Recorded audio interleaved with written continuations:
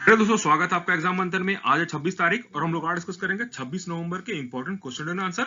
साथ ही उनसे related facts and figures को भी डिस्कस करेंगे। तो चलिए शुरू करते हैं। हमारा आज का फर्स्ट क्वेश्चन काफी इंपॉर्टेंट है और काफी इंटरेस्टिंग भी है। आपको बताना है कि हमारा कॉन्स्टिट्यूशन डे किस दिन सेलिब्रेट किया जाता है। क्या आपको पता है हमारा जो कॉन्स्टिट्यूशन है ये वर्ल्ड का लॉन्गेस्ट रिटन कॉन्स्टिट्यूशन है, जिसके कि 22 पार्ट्स हैं, 448 आर्टिकल्स हैं और साथ ही 12 शेड्यूल्स हैं इसके अंदर। और ये इसका सही आंसर है हमारा 26 नवंबर। तो 26 नवंबर को हम लोग क्यों सेलिब्रेट करते हैं? क्योंकि आज ही के दिन कॉन्स्टिट्यूशन हमारा जो है अडॉप्ट किया गया था, कॉन्स्टिट्यूएंट असेंबली द्वारा अडॉप्ट किया गया था। तो ये इफेक्ट में कब आया था? ये इफेक्ट में आया था हमारा 26 जनवरी 1950 को इफेक्ट में आया था। तो हम लोग 26 जनवरी को ही क्यों सेलेक्ट किया? क्योंकि हमारा पूर्ण स्वराज का जो डे था वो 26 तारीख को 26 जनवरी 1930 सेलेक्ट किया गया था, इसलिए उस दिन अडॉप्ट किया गया। थोड़ा इसके बारे में देखते हैं। कॉन्स्टिट्यूशन जो हमारा ओरिजिनल कॉन्स्टिट्यूशन ये हाथ से लिखा हुआ है और लिखा किसके द्वारा गया है? प्रेम बिहारी नारायण रायजादा। ये काफी इंपॉर्टेंट है एग्जाम के लिए। आपको ध्यान रखना है कि किसने इसको हाथ से लिखा था। इसमें काफी नक्काशी की गई है हमारे जो आर्टिस्ट हैं शांति निकेतन के आर्टिस्ट के द्वारा। और जो है इसमें जो अभी ओरिजिनल कॉपी है इसकी, ये इंग्लिश और हिंदी में हमारे पार्लियामेंट की लाइब्रेरी में हीलियम फील्ड केसेस के अंदर रखी गई है। हमारी जो पहली कॉन्स्टिट्यूएंट असेंबली की मीटिंग कब हुई थी? वो हुई थी हमारी 9 दिसंबर 1946 को हुई थी, जो कि करीब 2 साल 11 महीने 18 दिन चली थी। तब जाकर के फाइनल ड्राफ्ट बना था। और फाइनल ड्राफ्ट होने से पहले इसमें 2000 अमेंडमेंट हुआ था वहां तक फाइनल ड्राफ्ट पहुंचने के लिए। क्या आपको पता है कि हमारे इंग्लिश वर्जन के अंदर 1,17,369 वर्ड्स हैं इसके हमारे कॉन्स्टिट्यूशन के अंदर। तो चलिए आगे बढ़ते हैं। अब आपको बताना है अभी हाल ही में किसी कंट्री ने मैंडेटरी कोटा को इंपोज किया है अपने सारे लिस्टेड कंपनीज पे, ताकि वो वुमेन को सीनियर मैनेजमेंट में उनको रिजर्वेशन देना है। तो उसका सही आंसर है जर्मनी। जर्मनी ने अपने सारे लिस्टेड कंपनीज में सीनियर मैनेजमेंट की पोजीशन पे वुमेन को के लिए सीट्स रिजर्व कर दिया है। तो ये काफी अच्छी खबर है वुमेन्स के लिए। हमारा थर्ड क्वेश्चन है, chairman of national crisis management committee कौन होते हैं? अभी क्या हुआ है कि इसकी एक मीटिंग हुई है। ठीक है, अभी मीटिंग क्यों हुई है कि ये जो होती है हमारी नेशनल क्राइसिस मैनेजमेंट कमेटी, ये मीटिंग में डिस्कस करते हैं जब भी हमारी जो कोई कैलेमिटी आती है। जैसे कि हमारे साइक्लोन निवार आया हुआ है हमारे तमिलनाडु कोस्ट पे, इसलिए इस पर डिस्कशन चल रहा था। तो कौन हेड कर रहा था? इसका हेड कर रहा था हमारे कैबिनेट सेक्रेटरी। अभी हमारे कैबिनेट सेक्रेटरी कौन है? हमारे अभी के कैबिनेट सेक्रेटरी हैं राजीव गौबा, अभी इसके कैबिनेट सेक्रेटरी हैं। साइक्लोन निवार जो है ये हमारे आज ही हिट किया है आंध्र प्रदेश, तमिलनाडु और पुडुचेरी के कोस्ट पे हिट किया है।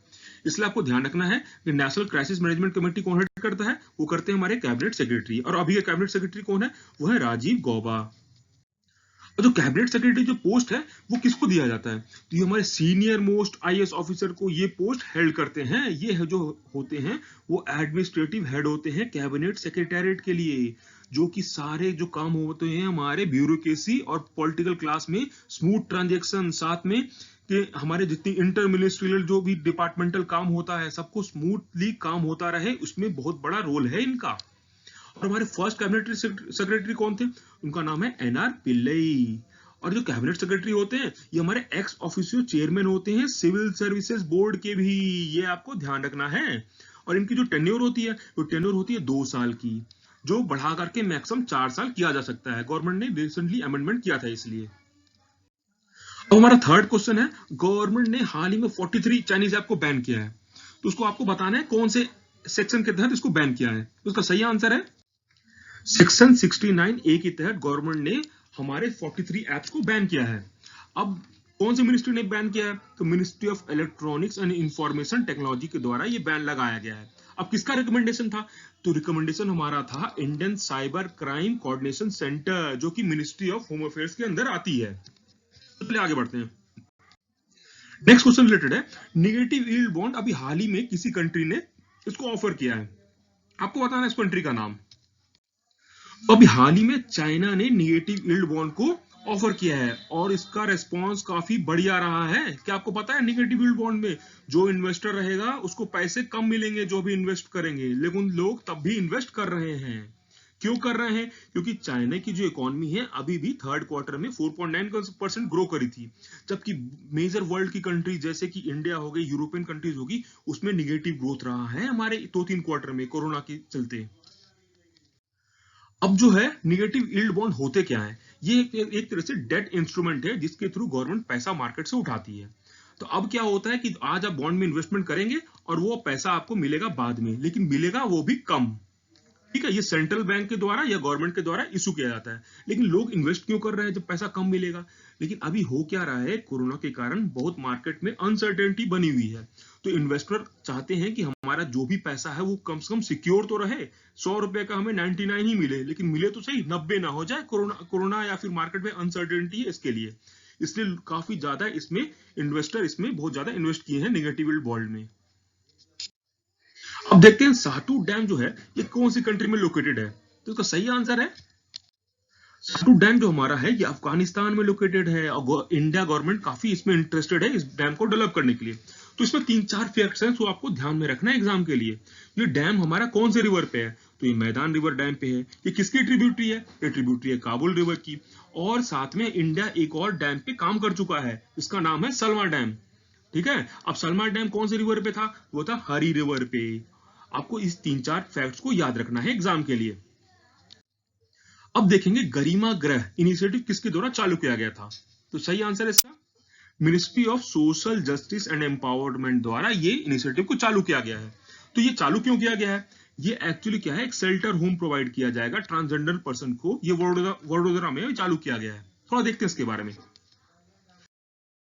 गरिमा गृह जो इनिशिएटिव है इसके तहत जो हमारे ट्रांसजेंडर पीपल होते हैं उनको जो वहां पे रहने खाने का साथ में मेडिकल केयर मिलेगा, खेलने कूदने की व्यवस्था मिलेगी और साथ ही उनको स्किल सेट डेवलप करने का मौका भी मिलेगा। तो इससे उनको फायदा क्या होगा? वो अपनी जिंदगी आराम से इज्जत वाली जिंदगी जी सकेंगे। तो ये हमारे किसके साथ चालू किया है मिलकर के? तो लक्ष्य एक ट्रस्ट है, उसके साथ मिलकर के गवर्नमेंट ने ये चालू किया है। तो भाई किस मिनिस्ट्री की तरह चालू किया गया है? ये चालू किया गया ministry of social justice and empowerment द्वारा इसको चालू किया गया है। हमारा थर्ड ग्लोबल री इन्वेस्ट इनिशिएटिव जो था इसको इनॉग्रेट किसने किया था? इसका सही आंसर है प्रधानमंत्री नरेंद्र मोदी ने इस इनिशिएटिव को आज ही चालू किया है। क्या आपको पता है री इन्वेस्ट का फुल फॉर्म क्या है? री इन्वेस्ट का फुल फॉर्म है renewable energy investment meeting and expo. ठीक है, ये हमारी जो समिट हुई थी ये ऑर्गेनाइज किसके द्वारा किया गया है? ये किया गया है ministry of new and renewable energy के द्वारा किया गया है। आपको नाम देख के समझ में आ रहा होगा इन्वेस्ट के थ्रू ये कौन सी मिनिस्ट्री से लिंक्ड है। इसका थीम क्या है? इसका थीम है innovations for sustainable energy transition. ये जो इनिशिएटिव है इसको करने का फायदा क्या होगा?